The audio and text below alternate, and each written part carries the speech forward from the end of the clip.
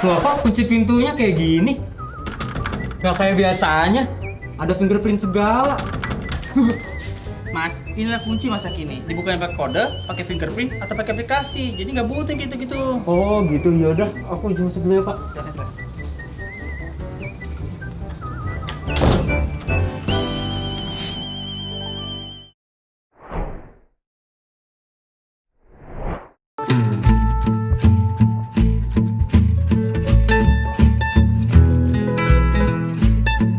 Halo sob, ketemu lagi nih. Belum bosen kan?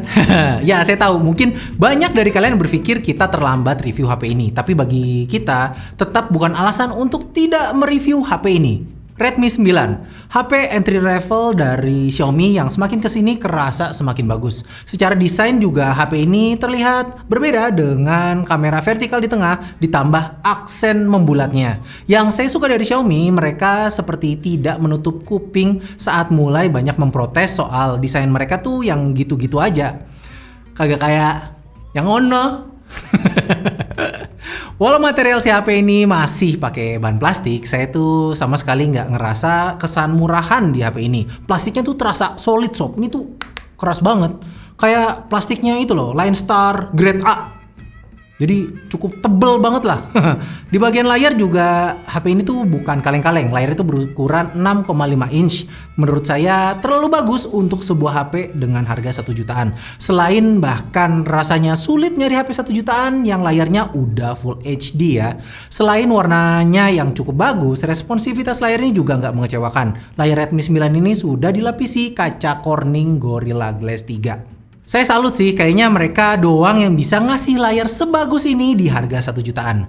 Tapi pakai layar Full HD itu bukan tanpa konsekuensi. Semakin tinggi resolusi, semakin juga berat beban GPU. Dan itulah yang terjadi di HP ini. Performa HP ini tuh terasa agak bolot gitu ya.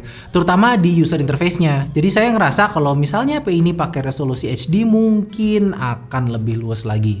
Untuk performa gamingnya sendiri, HP ini cukup bagus. Beberapa game FPS yang saya mainkan dengan settingan tertinggi itu berjalan cukup smooth.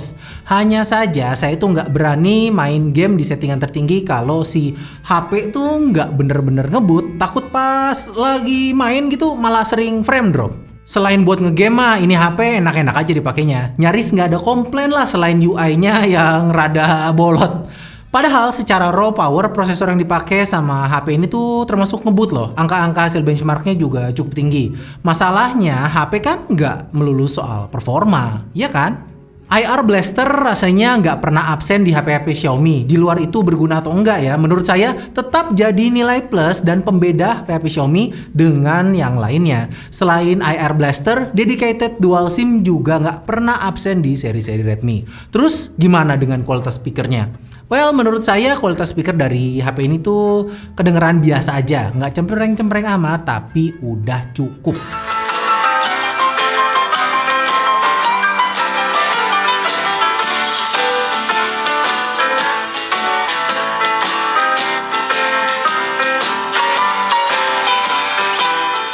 Redmi 9 juga udah pakai Android 10 dengan antarmuka MIUI 11. Di mata saya MIUI itu seperti love and hate relationship ya. Di satu sisi saya itu suka karena manajemen dayanya yang bagus. Di sisi lain saya nggak terlalu suka karena boros RAM. Jadi tuh terpengaruh banget sama user experience. Seperti yang saya bilang tadi, MIUI itu bagus dalam manajemen daya. Terbukti dengan iritnya baterai sebesar 5020 mAh di HP ini. Walau nggak seirit baterai Realme C15, tapi udah sangat bisa diandalkan dalam penggunaan sehari-hari. Redmi 9 ini juga pakai interface USB Type-C yang sudah mendukung fast charging 18 watt. Sayangnya dalam paket penjualan tidak disertakan charger 18 watt. Jadi mau nggak mau ya kita harus beli lagi. Tapi HP 1 jutaan mana sih yang udah pakai USB Type-C dan udah fast charging?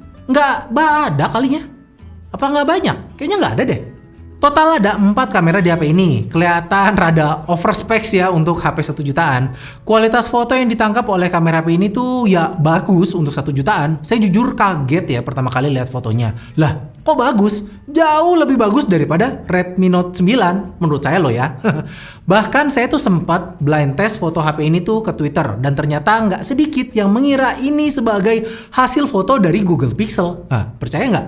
Kualitas foto lensa ultrawide-nya juga nggak mengecewakan, setidaknya worth untuk HP 1 jutaan. Lensa makro di HP ini juga surprisingly cukup oke. Nggak ada autofocus di lensa ini, which is good menurut saya, karena kita bisa secara manual menentukan fokus si objek, ya maju mundurin aja gitu. Dan terakhir, lensa depth. Lensa ini tuh ngebantu HP ini tuh menangkap depth of field atau bahasa Arabnya bokeh.